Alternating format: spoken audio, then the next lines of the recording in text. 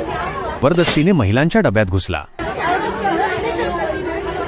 त्या माथेफिरूने डब्यातील महिलांशी जोरात भांडायला सुरुवात केली।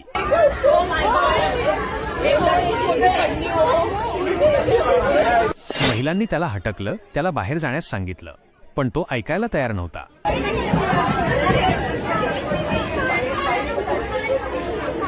त्या नराधमाने त्या मुलीला हाताला धरून थेट दरवाजाच्या बाहेर ढकलून दिलं।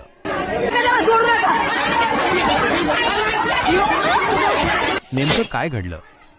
कुठे घडला हा प्रकार?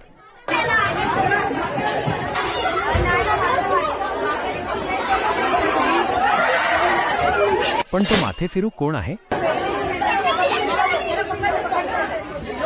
तो पकडला गेला का?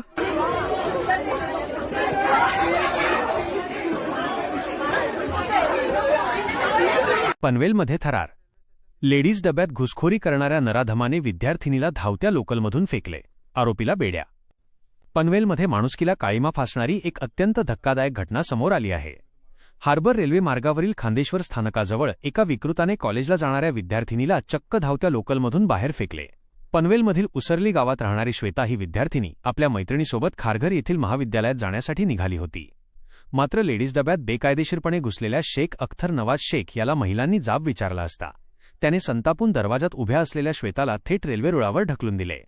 या भीषण घटनेत श्वेताच्या डोक्याला आणि कमरेला गंभीर दुखापत झाली असून सध्या तिच्यावर कळंबोलीच्या एमजीएम रुग्णालयात उपचार सुरू आहेत। या घटनेनंतर डब्यातील महिलांनी प्रसंगावधान दाखवत तात्काळ चेन खेचली आणि रेल्वे पोलिसांना माहिती दिली। जीआरपी पोलिसांनी तातडीने हालचाली करत खांदेश्वर स्थानकावर सापळा रचला आणि आरोपी शेख अख्तरला बेड्या ठोकल्या।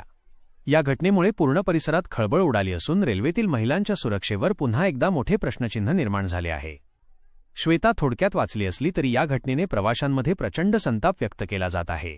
पनवेल रेल्वे पोलिसांचे वरिष्ठ पोलीस निरीक्षक विजय तायडे यांनी या प्रकरणाला दुजोरा दिला असून अधिक तपास सुरू आहे।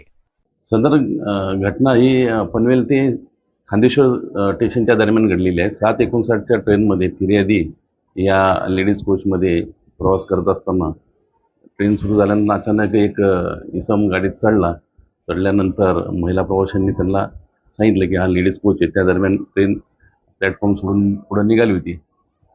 सदर माथेफिरूला त्याचा राग आल्याने त्यांनी त्याला फिर्यादीला खाली ढकलून दिले ट्रॅकमध्ये। त्यानंतर आरोपीला तात्काळ माहिती मिळताच कॉलरकडनं पुढील खांदेश्वर स्टेशनला ताबडतोब ताब्यात घेण्यात आलेला आहे। त्या दरम्यान फिर्यादी यांना औषधोपचार देऊन फिर्यादी पोलीस स्टेशनला हजर होताच त्यांची गंभीर स्वरूपाची तक्रार आपण घेतलेली आहे। खुनाचा प्रयत्न आणि रेल्वेमध्ये महिला कोचमध्ये अवैधरित्या प्रवास करणे आणि विदाऊट तिकीट प्रवास करणे अशा प्रमाणे गुन्हा दाखल आहे। सदर आरोपीस 3 दिवस पोलीस कस्टडी मिळाली आहे। तपास सुरू आहे।